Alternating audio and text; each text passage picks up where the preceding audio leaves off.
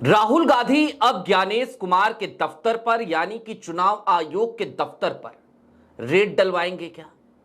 कर्नाटक में सीआईडी की जांच के बाद अब जो एसआईटी बनी है, जिसे बीके सिंह लीड कर रहे हैं, क्या वो एसआईटी अब अदालत में जाकर एक सर्च वारंट लेकर आएगी? और इस सर्च वारंट के बाद ज्ञानेश कुमार की मुश्किलें बढ़ जाएंगी, क्योंकि उनके दफ्तरों पर रेड होगी और फिर जो डेटा बार बार सीआईडी मांगती रही, जिसे चुनाव आयोग नहीं दे रहा था, बार बार टालम टोल कर रहा था, अब वो सारा डेटा मिल जाएगा। और ये सिर्फ और सिर्फ आलंद सीट की बात नहीं है, बल्कि सर्च वारंट जब इशू हो जाएगा, जब रेड पड़ेगी, तो पूरे देश में वोट चोरी के नेक्सस का पर्दाफाश हो जाएगा क्या? जी हां, सवाल बहुत महत्वपूर्ण है, लेकिन यह सिर्फ अटकलबाजी नहीं है, यह महत्वपूर्ण खबर है। और आज की तारीख में ज्ञानेश कुमार, मोदी और शाह, इन तीनों के पैरों के नीचे से जमीन खिसक चुकी है। नमस्कार, मैं स्वप्निल और आप मुद्दा देख रहे हैं। दोस्तों, आगे बढ़े उससे पहले एक छोटी सी अपील है। मुद्दा इन दिनों एक गंभीर आर्थिक संकट से जूझ रहा है। एक तरफ हमारे मेन बैंक अकाउंट्स बीते कई महीनों से फ्रीज किए जा चुके हैं, तो दूसरी तरफ हमारे 2.5 साल पुराने चैनल को भी हमसे छीना जा चुका है, परमानेंटली डिलीट किया जा चुका है। लिहाजा मुद्दा को आज की तारीख में डे टू डे ऑपरेशंस में काफी मुश्किलों का सामना करना पड़ रहा है। ऐसे में आपसे गुजारिश है, यदि आप सक्षम हो, यदि आप चाहें, तो छोटी छोटी मदद मुद्दा की आज की तारीख में जरूर कीजिएगा। इसके लिए आप स्क्रीन पर दिख रहे क्यूआर कोड या फिर के नीचे दिख रहे यूपीआई नंबर का इस्तेमाल कर सकते हैं। दोस्तों, अब जरा इस पूरे मसले को इत्मीनान से समझने की कोशिश करते हैं। सबसे पहले आपकी स्क्रीन पर प्रियांक खरगे का एक ट्वीट है। प्रियांक खरगे ने अपने इस ट्वीट में इलेक्शन कमीशन को आड़े हाथों लिया और कुछ पॉइंट्स उन्होंने सीधे तौर पे रखे और कहा कि भाई, जो इलेक्शन कमीशन है वो वोट चोरों को लगातार बचाने की कवायद में लगा है।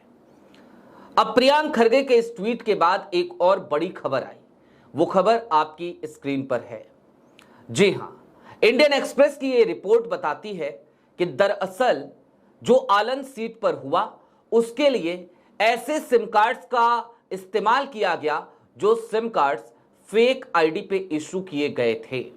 और इसके बाद चुनाव आयोग ने आज की तारीख में अपना एक नियम भी बदल दिया है, जिसकी चर्चा आप सुन रहे होंगे कि अब यदि आप ऑनलाइन फॉर्म 6 या फॉर्म 7 भरते हैं, तो ऐसे में आधार लिंक्ड मोबाइल नंबर का ही इस्तेमाल आपको करना होगा। जाहिर सी बात है, विपक्ष के दबाव में एक बड़ा कदम आज की तारीख में चुनाव आयोग को उठाना पड़ा। लेकिन आज की तारीख में चुनाव आयोग पूरी तरीके से सुधर भी जाए तो भी क्या होगा? क्या जो पहले गलतियां हुई हैं उनका मूल्यांकन नहीं होना चाहिए? क्या उनकी जांच नहीं होनी चाहिए? और अब आज की सबसे बड़ी खबर की तरफ चलते हैं। दोस्तों, प्रियांक खरगे ने तो ये ट्वीट किया, सीआई को आड़े हाथों लिया और बताया कि दरअसल चुनाव आयोग बार बार कर्नाटक की सीआईडी को डेटा देने से मना कर रहा था, और मना भी नहीं कर रहा था, चिट्ठी पे चिट्ठी लिखी जाती रही और चुनाव आयोग चिट्ठियों पे बैठ जाता रहा, कोई जवाब नहीं दिया उसने। शुरुआती जानकारी तो उसने साझा करी, मसलन उसने मोबाइल नंबर साझा कर दिए, लेकिन मोबाइल नंबर्स भी फेक आईडी पे थे, अब ये खबर भी आ चुकी है।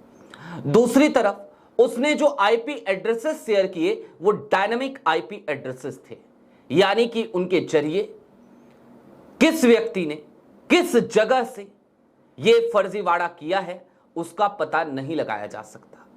लिहाजा 3 चीजों की जरूरत थी ताकि उस नेक्सस का भंडाफोड़ किया जा सके, उस गिरोह को पकड़ा जा सके जो गिरोह लगातार वोट चोरी की कवायद में लगा था। 3 चीजें, यानी कि डेस्टिनेशन आईपी, ताकि उसकी जियो लोकेशन का पता लगाया जा सके, डेस्टिनेशन डिवाइस, डेस्टिनेशन पोर्ट, ताकि उस डिवाइस का भी पता लगाया जा सके, उस डिवाइस की डेस्टिनेशन का, और इसके साथ ही साथ ओटीपी ट्रेल्स। लेकिन चुनाव आयोग से 18 चिट्ठियां लिखने के बाद भी ये चीजें सीआईडी को नहीं मिली, कर्नाटका सीआईडी को नहीं मिली। उसके बाद हालिया दिनों में एसआईटी का गठन हुआ और अब एसआईटी के सोर्सेज ये बताते हैं, कर्नाटका के सोर्सेज ये बताते हैं, कर्नाटका पुलिस के सोर्सेज ये बताते हैं कि अब मामला अदालत में जाएगा। और राहुल गांधी से लोग पूछ रहे थे ना, कब जाओगे अदालत में, क्यों नहीं जाते अदालत में? तो राहुल गांधी से जो लोग पूछ रहे थे, आज उन्हें चाहिए जाके ज्ञानेश कुमार से पूछे, मजा आया, कैसा लगा, कैसा रहा? क्योंकि अब एसआईटी अदालत जा रही है और अदालत सिर्फ एक काम के लिए जा रही है फिलहाल। तो जो 3 चीजें उसे चाहिए वो बार बार मांगने के बाद भी उसे नहीं मिल रहे हैं और अब वो सर्च वारंट चाहती है। जाहिर सी बात है, कुछ लोग ये भी कहेंगे कि न्यायपालिका भी तो कॉम्प्रोमाइज्ड है, न्यायपालिका में जाके होगा क्या? लेकिन दोस्तों, हालिया दिनों की कुछ चीजों को आपको याद रखना चाहिए। मसलन डूसू इलेक्शन में दिल्ली हाईकोर्ट का फैसला, ईवीएम को संरक्षित रखने का आदेश और रौनक खत्री की याचिका का स्वीकार हो जाना। मसलन उचाना विधानसभा सीट पर वोट चोरी के जब आरोप लगे तो फिर पंजाब हरियाणा हाईकोर्ट का वो रुख जिसमें उसने सीधे तौर पर भारतीय जनता पार्टी की विधायक की आपत्ति को खारिज कर दिया और कांग्रेस के प्रत्याशी रहे ब्रिजेंद्र सिंह की याचिका को न सिर्फ स्वीकार किया बल्कि कल की तारीख में ब्रिजेंद्र सिंह का बयान भी दर्ज करवाया और अब रिटर्निंग ऑफिसर को भी तलब कर लिया है। मसलन सुप्रीम कोर्ट से आया बीते दिनों का एक फैसला जिसमें सीजेआई बीआर गवई ने उस कानून को ही बदल डाला, अपने सुप्रीम कोर्ट के पूर्ववर्ती जज के 1952 के उस फैसले को ही बदल डाला जिसके तहत चुनाव आयोग को एक इम्यूनिटी मिल जाती थी कि चुनावी प्रक्रिया की नोटिफिकेशन जारी होने के बाद न्यायालय हस्तक्षेप नहीं कर सकते। मामला बड़ा छोटा सा था, उत्तराखंड के पंचायत चुनावों का मामला था और उसमें सुप्रीम कोर्ट का एक फैसला बीआर गवई ने पलट दिया था। मसलन ऐसे छोटे छोटे ना जाने कितने ही फैसले आ चुके हैं। अभी हालिया दिनों में हरियाणा के ही एक ग्राम पंचायत चुनाव से जुड़ा हुआ मसला आपके सामने आया होगा जिसमें सुप्रीम कोर्ट के प्रीमाइसेस में वोटों की गिनती हुई और हारा हुआ प्रत्याशी जीत गया, जीता हुआ प्रत्याशी हार गया। यानी कि न्यायपालिका के जो प्रीमाइसेस हैं उनके भीतर भी आज की तारीख में वोट चोरी एक मुद्दा तो बन ही गया है और न्यायपालिका इस बात को लेकर सतर्क है। शायद उसी का परिणाम है, उसी की परिणति है धीरे धीरे सने सने आते हुए वो तमाम फैसले। अब एसआईटी रेड मारेगी ज्ञानेश कुमार के दफ्तर पर तो क्या होगा? क्या सिर्फ और सिर्फ आलंद सीट का ही पर्दाफाश होगा? क्या वहां पर जो डिवाइसेस मिलेंगे, वहां पे जो कंप्यूटर्स मिलेंगे, क्या उनकी जब तहकीकात होगी या वहां पे जो डेटा मिलेगा उसकी जब तहकीकात होगी तो उन सारी चीजों की तहकीकात नहीं हो जाएगी जिसकी शिकायत राहुल गांधी किया करते हैं? राहुल गांधी अक्सर कहा करते हैं कि मशीन रीडेबल फॉर्मेट में हमें डेटा दीजिए, तो क्या वो डेटा कर्नाटका की एसआईटी के हाथ, उस एसआईटी के हाथ यानी कर्नाटक की पुलिस के हाथ नहीं लग जाएगा? और जब ऐसा होगा तो फिर क्या ये मुश्किलें मुसीबतें बढ़ाने वाली बात नहीं है ज्ञानेश कुमार के लिए? क्या मुश्किलें नहीं बढ़ जाएंगी प्रधानमंत्री नरेंद्र मोदी और गृह मंत्री अमित शाह की? और इससे भी बड़ा सवाल ये कि जब आज की तारीख में ये एसआईटी सधे कदमों के साथ चुनाव आयोग को घेरने की कवायद में लग गई है और लगातार हर दिन वो इसी उधेड़ बुन में है कि आखिरकार कैसे इस जांच को, जो आलंद विधानसभा सीटों पर फर्जीवाड़ा हुआ, इस जांच को अंजाम तक पहुंचाया जाए। तो क्या ज्ञानेश कुमार के पैरों से जमीन नहीं खिसक गई है? इन सब का जवाब हां है निश्चित तौर पर। आज की तारीख में ज्ञानेश कुमार हर तरफ से घिरते हुए नजर आ रहे हैं।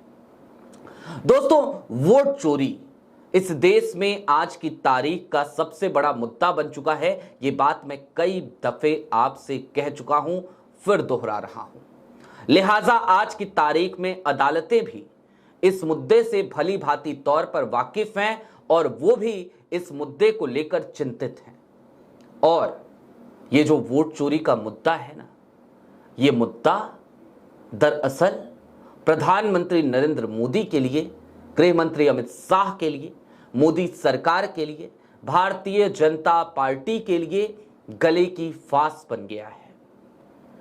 दोस्तों, दुनिया के सबसे बड़े लोकतंत्र में जब चुनावी प्रक्रिया पर इस तरीके के सवाल उठते हैं, दुनिया के सबसे बड़े लोकतंत्र में जब चुनाव कराने वाली उस इंस्टीट्यूशनल बॉडी पर सवाल उठ रहे हैं जिसे निष्पक्ष होना चाहिए था, जिसे अपनी प्रक्रिया पारदर्शी रखनी चाहिए थी, तो निश्चित तौर पर यह देश की साख के लिए अच्छे संकेत नहीं है। लेकिन यदि विपक्ष जिस तरीके से अब टिक गया है, जिस तरीके से भिड़ गया है, ये इस बात को बताने के लिए काफी है कि अब वोट चोरी बहुत ज्यादा दिनों तक हो नहीं पाएगी। एक और बड़ी खबर है इससे जुड़ी हुई, आज की तारीख में वो खबर भी आप तक पहुंचाऊंगा ताकि आप समझ सकें कि राहुल गांधी ने कैसे एक मिशन बना लिया है कि अब बहुत हो गया, वोट चोरी तो नहीं होने देंगे ज्ञानेश जी। आपकी क्या राय है कमेंट बॉक्स में जरूर बताइएगा। अभी के लिए दीजिए इजाजत। चलते चलते फिर वही अपील, चैनल पे नए हो तो सब्सक्राइब करते हुए जाइएगा। सक्षम हो तो उस वक्त में, जिस वक्त मुद्दा को एक आर्थिक संकट से जूझना पड़ रहा है, छोटी छोटी मदद मुद्दा की जरूर कीजिएगा। बहुत शुक्रिया।